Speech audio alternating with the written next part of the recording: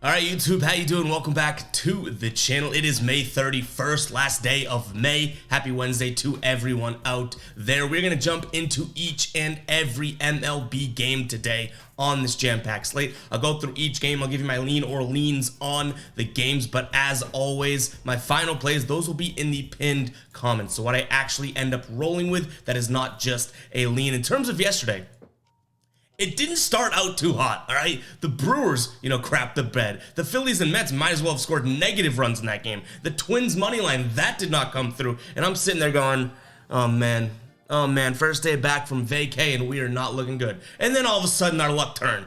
Yankees money line cashes for plus money. JD Martinez over 1.5 bases cashes for plus money. And then Ezekiel Tovar over 0.5 hits cashes as well, bringing our grand total of a 3-3 night to a profit of 0.11 units. So it doesn't warrant the cha-ching, but man, oh man, that was clutch coming in with a winning positive was of night, because it was not looking like that for the first half of the night. But like I said, guys, we're going to go into each and every game. That's what we do on this channel. If you don't mind, go ahead and hit that like button, hit that subscribe button as well. You guys have been running up the likes as of late and the comments as well. I cannot thank you guys enough. And if you do want to show your support in a different way or go kind of above and beyond, I have two ways to do it, guys. You can check out the merch. We just launched this Let's Ride t-shirt over on the store. That link is in the description. You can use code FADE, F-A-D-E, for 10% off if you do want to go and check that out. We have a lot of cool stuff on the store. Just go click the link, check it out. There might be something on that store that you like. Again, you can use code FADE, F-A-D-E,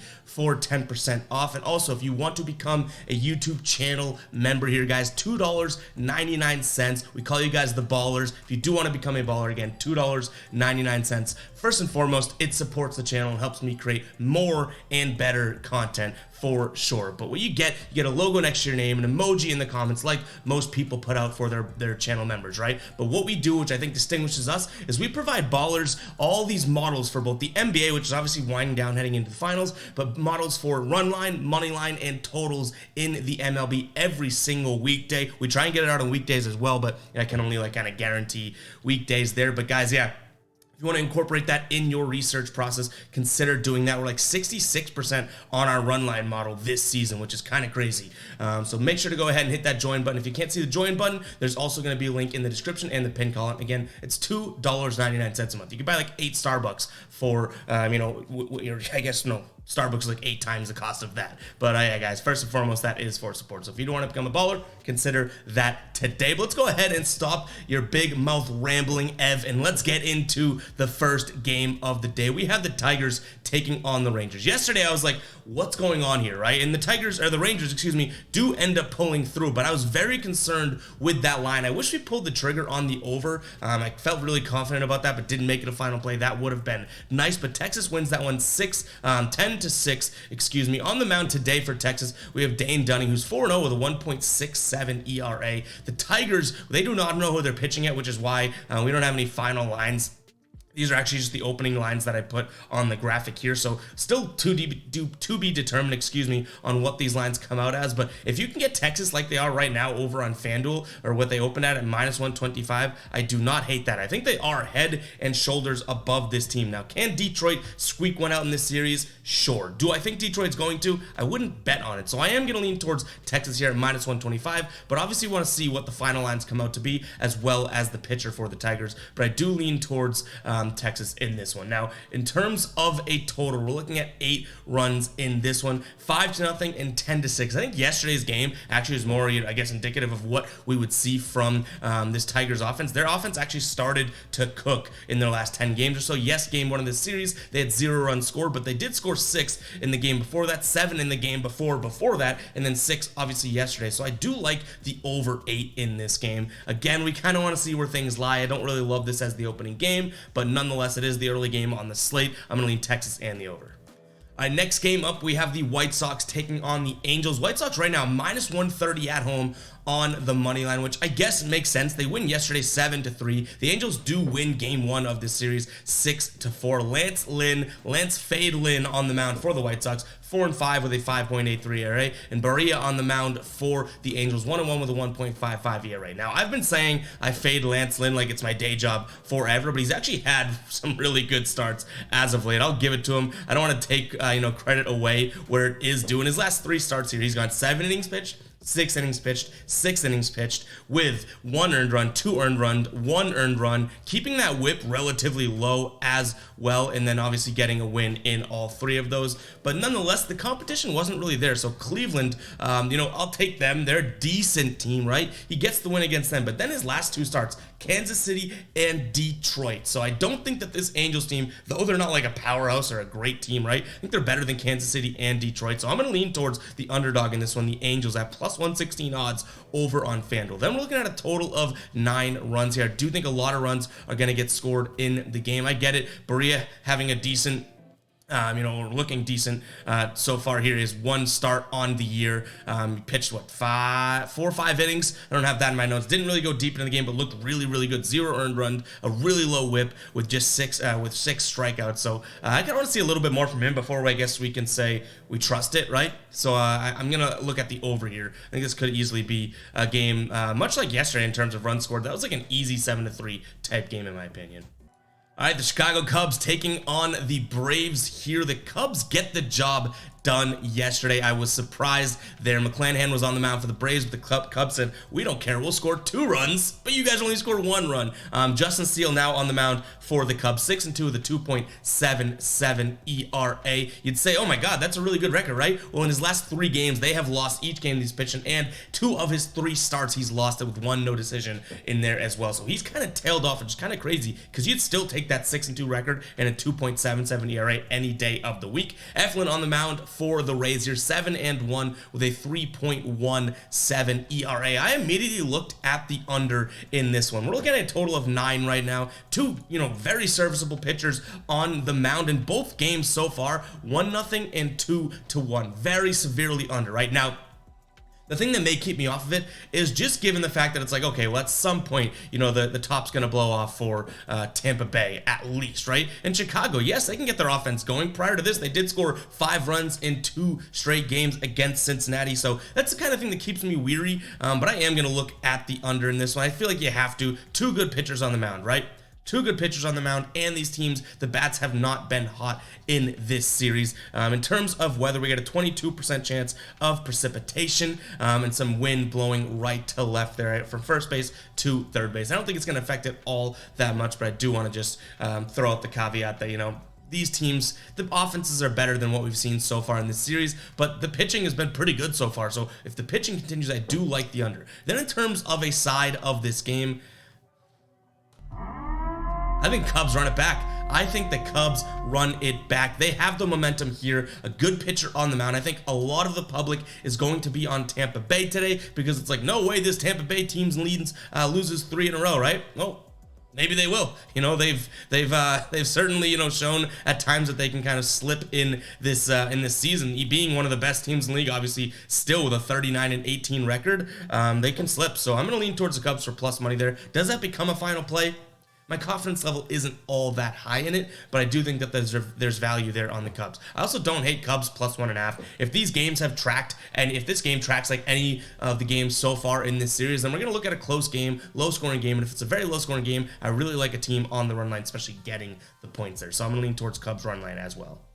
All right, guys, before we get into the rest of the slate, I do want to talk to you guys about my favorite research tool on the market right now. It is called Outlier. The place to go and bet on sports smarter, guys. Seriously, they make it so easy to consume and understand trends, market value, everything like that. All the data and analytics crunch into this app, and the fact that they make it so simple is kind of mind-blowing, and I know that's the case. It's not just my brain, because all the feedback I'm getting from you guys in the comments, Instagram DMs, on TikTok, all that stuff is, wow, this Outlier app is amazing. It is worth it. There's a free trial link in the description as well as my pinned comment for 7 days. guys. I highly encourage you guys to go check it out for at least the 7 days on the free trial. I'm going to jump into my second screen here and show you Outlier in just a second, but yeah, it is really a cool tool. A lot that you can do in it, so I might as well just jump in and show you right now. So this is the game screen, okay? You can see every game they have. You can see the trends. Obviously, green is good, red is bad. For example, White Sox games, right? 5 of their last 10 games have gone over. Whoa, that's really cool. I didn't notice that. You know, the Braves and Athletics, we'll get into that in just a second. 8 of their last 10 have gone under, right? It's really cool to use to kind of look at and be able to, one, be able to easily consume things, but 2, if you like this, you can go ahead and click in. Like we just looked in this Tampa Bay run, right? You can look into this game even further, seeing how these teams have played against each other, especially when they're at home or away, looking at the pitcher, the injuries, the insights over here. It is very cool. But what I really like this app for, and it's on the desktop as well as mobile, is these 2 tabs here. The Trends tab, which they dig out definitely, valuable plays, trending plays here. For example, Aaron Judge has exceeded 1.5 total bases, 7 of his last 8 on the road. That's minus 115 over on DK. If we wanted to dig into it, we could. We can go and look at the stats here, and you can see, okay, he's done it in 3 straight games. He's done it in 50% of games this season, 57 head-to-head when playing Seattle. Very cool. And if we liked it, we can go ahead and add this to my picks, which down here in the bottom right, you'll see it pops up, and you can see all the offerings here. So if we want to do this on DK, you can literally click this, and with literally not touching the computer anymore, it will go and find this play and put it on your bet slip. It is very cool, guys. And if you do want to go ahead and do the heavy lifting yourself, right, you can go in here and check out all the player props that they're offering for today's games. You can jump in and actually add it to your picks, or you can go in and kind of see how players have been trending. So guys, definitely go check out Outlier today. I don't think you'll regret it if you do want to check it out. It has been one of my favorite tools as of late, definitely this MLB season, and they're making constant improvements as well. These guys are very communicative to me, and very understanding when, we're bringing feedback or anything like that. Like, Outlier has been an amazing partner, so definitely go check out Outlier today. That link is in the description as well as the pinned comment. All right, next game up, we have the Orioles taking on the Guardians here. Shane Bieber on the mound for the Guardians. He's got a 3.04 ERA, 4-3 record here. Orioles, we don't know who's pitching for them yet, so we do not have a money line out yet. The total actually opened up and came out at 7.5, which I like the over. Both games of the series, Cleveland has brought their bats 5-0 in game 1, and then 8-5 yesterday. Baltimore wins this one. I think that Cleveland bounces back. I don't know what the odds are going to be on the money line, obviously, with a good pitcher out there, but nonetheless, I do think that we look at the over in this game. Keep an eye on the pinned comment, see any updates. Obviously, there's still a lot of question marks within this game, especially Baltimore's pitcher.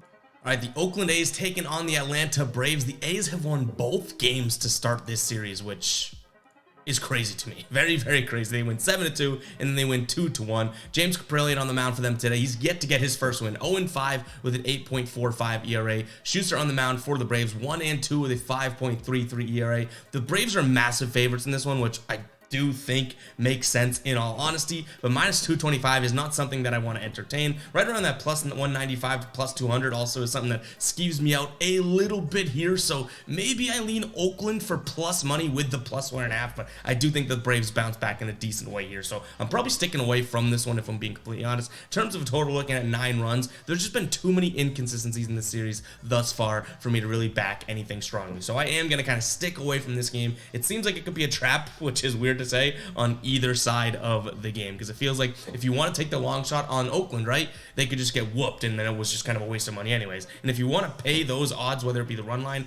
or the money line for Atlanta, they could easily lose this game. They've done it already. They could be in a rut, you know what I mean? So I'm probably going to stick away from it. I hate to do it to you guys, but I am. All right, San Fran taking on the Pirates here. Yesterday, Pittsburgh wins 2-1, low scoring game here. In this one, the Giants are favorites yet again, minus 125 on at home. Alex Wood on the mound, 1-0 with a 3.51 ERA. Mitch Keller on the mound for the Pirates, one of the guys you could trust on that Pirates staff this year thus far. 6-1 with a 3.01 ERA in his last few starts here. Is 2-0 with 1 no decision. Alex Wood, obviously not going to give you that many innings, but had a decent outing last time out when they win 15-1 against Milwaukee. He pitched 5 2/3 with 1 earned run, mid-ones whip, and with 5 strikeouts here. I do think that I'm going to look at Keller on the mound and look at that plus money on the Pittsburgh side of things for some plus money. So I am going to lean towards Pittsburgh. Can I trust them? You guys know I've had my indifferences, or differences, I should say,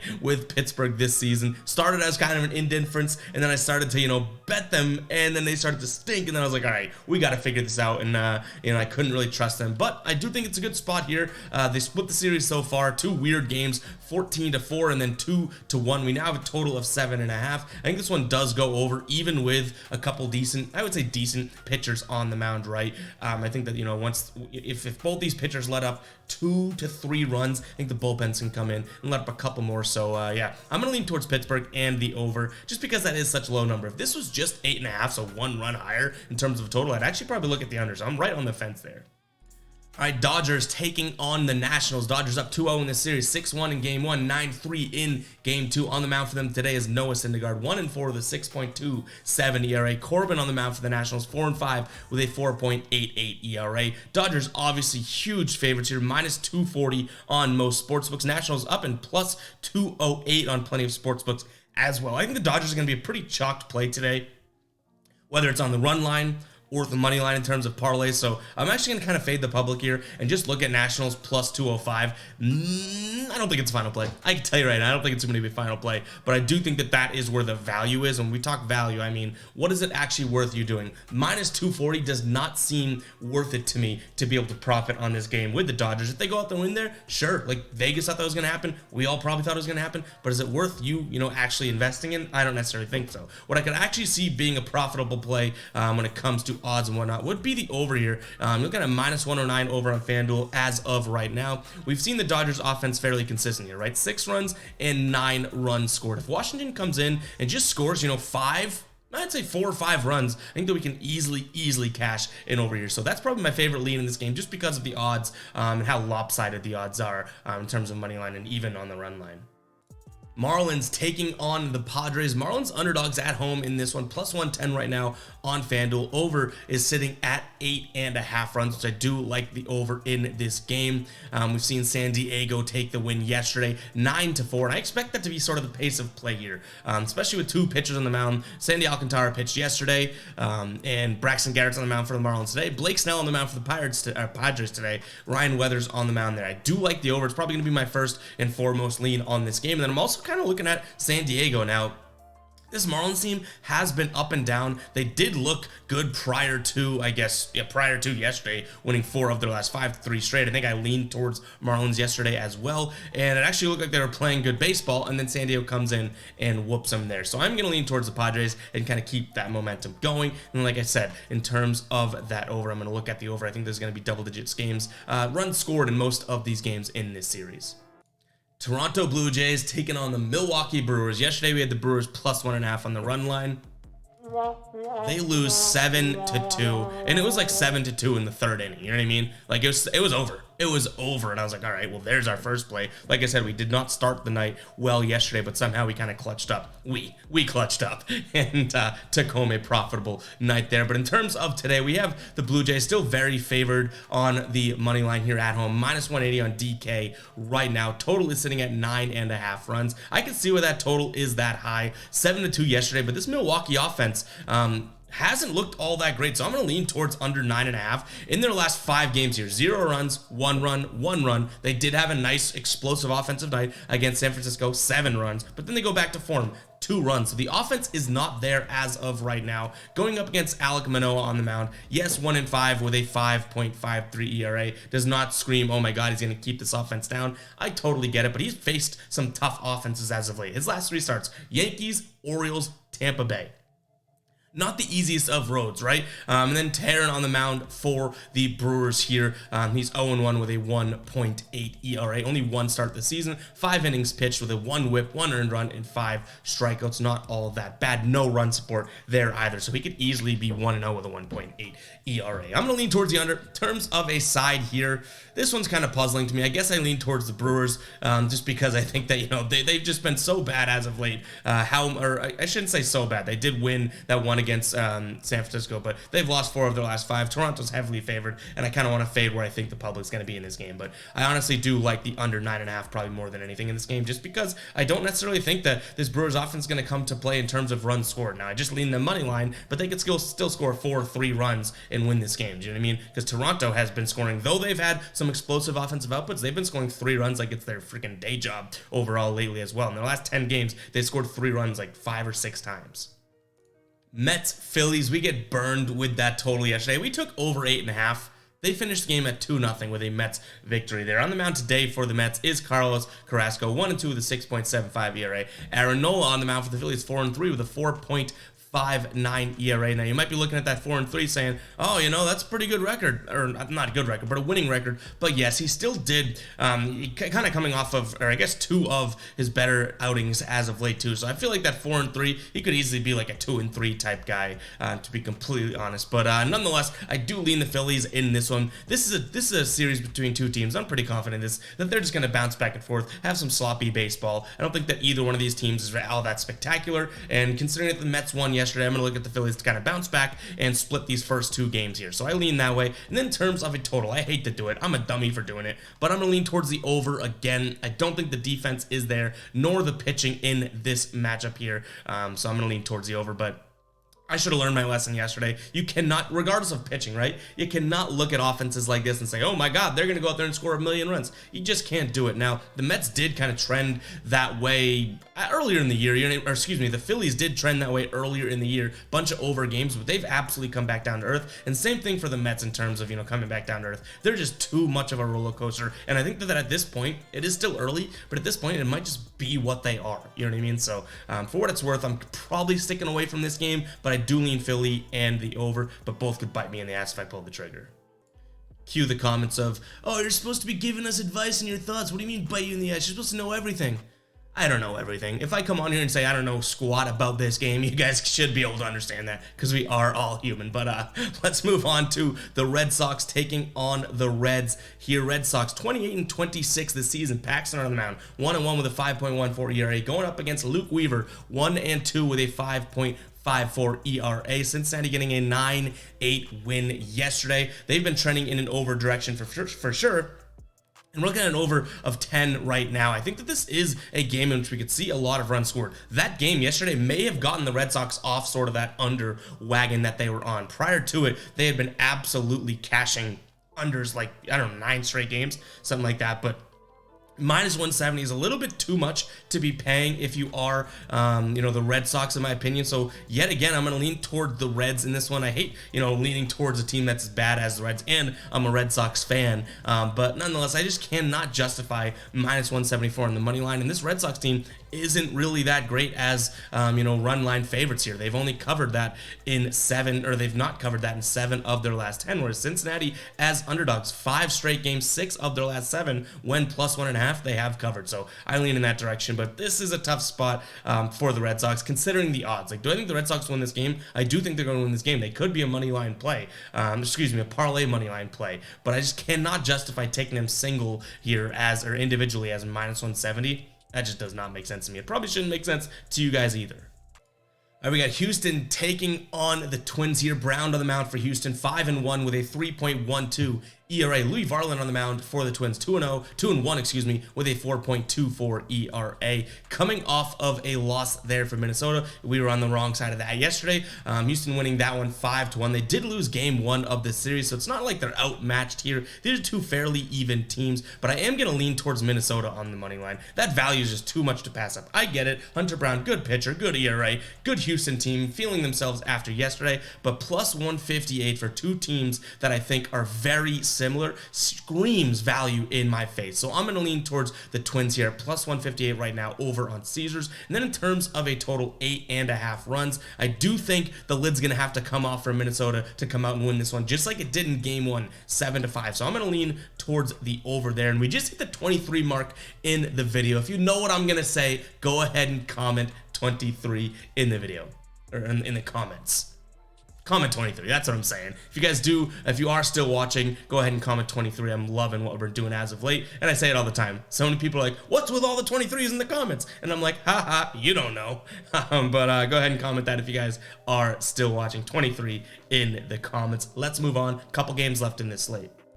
Diamondbacks, Colorado. Here we did hit a couple player props in this game yesterday on PrizePicks, as well as the Ezekiel Tovar for the YouTube plays here. Henry on the mound for the Diamondbacks, 2-1 with a 4.5 ERA. Seabold on the mound for the Rockies, 1-2 with a 5.94 ERA. The total sitting at 10 runs right now. Yesterday's game was 5-1. Game 1 was 7-5. I'm going to slightly lean towards the under. I think a lot of the public is going to be on the over. Even when the Rockies are away, I feel like a lot of people are like, oh, Rockies over. They always associate it with high-scoring games and whatnot, which is fair to some degree, but I still do like the under here. And then in terms of a side, -172 is a little bit too much juice for me on the Arizona side of things, but I actually like them on the run line here at -1.5. Now, +114. I wish these odds were a little bit better, but still, they've covered this in 2 straight games as the -1.5 favorites in this one, and I think this is a good spot for them today. So I'm going to look at the Arizona -1.5, and then also that under. The pitching kind of scares me in terms of the under, if I'm being completely honest. These guys both could pitch, 4 or 5 innings and blow this under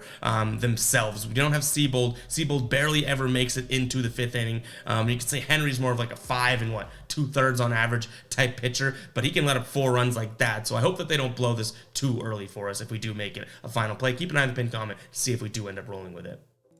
All right, Seattle taking on the Yankees here. Yankees coming through for us yesterday with a plus money win. They are underdogs yet again today. Kirby's on the mound for Seattle, 5-4 with a 3.43 ERA. And then in terms of Schmidt on the mound here, he's 2-5 with a 5.58 ERA for the Texas Rangers. What game are we on for the Seattle Mariners there? I do think that this is going to be a close game, so I don't mind Yankees run line. You're going to pay some serious odds, but my play in this game is actually going to be Seattle on the money line. Now, yes, we cashed Yankees yesterday, but we don't have allegiance to the Yankees. No way, no way. I do like Seattle to bounce back in this one. 2 straight losses against this Yankees team. They did come out of that series against Pittsburgh last series, winning 2 of the 3, and then they swept Oakland 4 games in a row. So they are playing decent baseball, just don't have really the recent competition to prove for. You know what I mean? They're winning games, but against bad teams. Now they come in and against the Yankees offense that has been cooking and dropped 4 runs and 2 runs. Like womp womp. You know what I mean? Why am I doing that with my mouth? I have a sound drop for it. So I do think this Yankees offense is a little bit scary. They've scored 10 runs in 3 straight games, 2 of which are against Seattle. But I think this is a good bounce back spot. I think this is literally a spot where everybody and their grandmother is going to be on the Yankees because they've been playing so well. But Vegas knows that, and they're still offering Yankees as underdogs, right? I think Vegas is trying to get people to bet on the Yankees heavy today, so I'm going to lean towards Seattle and kind of fade the public here. And then in terms of total, 7.5 runs. The Yankees can kind of regress offensively and still score 6-7 runs now, even with, a 40% regression. So I'm going to lean towards the over 7.5 because I think Seattle's at least going to give us 5 runs today. So I'm also going to look at their team total as well. Keep an eye on the pinned comment, see if any of that becomes a final play, guys. And that is going to wrap it up for today's video. Hope you guys did enjoy. Hit that like button, hit that subscribe button. We'll obviously catch you guys in the next video. Let's start June off on the right foot. We do have another weekend vacation coming up. I'm going to be traveling to Philly, so we'll have some makeshift videos starting probably Friday or Saturday, but we will get the videos out there, guys. So hopefully you guys do enjoy, and like I said, we'll catch you guys in the next one. All right, peace out.